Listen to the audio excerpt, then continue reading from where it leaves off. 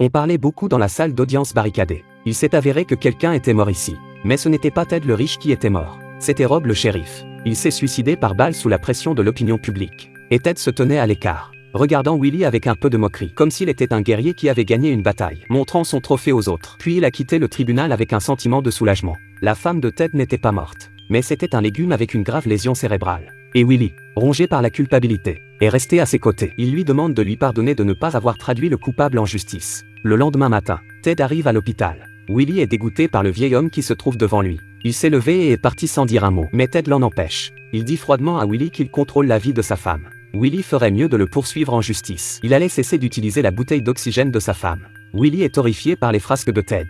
Il essaie de trouver toute l'aide possible pour se résoudre à poursuivre Ted en justice. Mais ni sa petite amie ni son patron ne veulent l'aider. Désespéré, il s'adresse à son futur beau-père, un juge, pour qu'il l'aide dans ses démarches pénales. Il se précipite ensuite à l'hôpital pour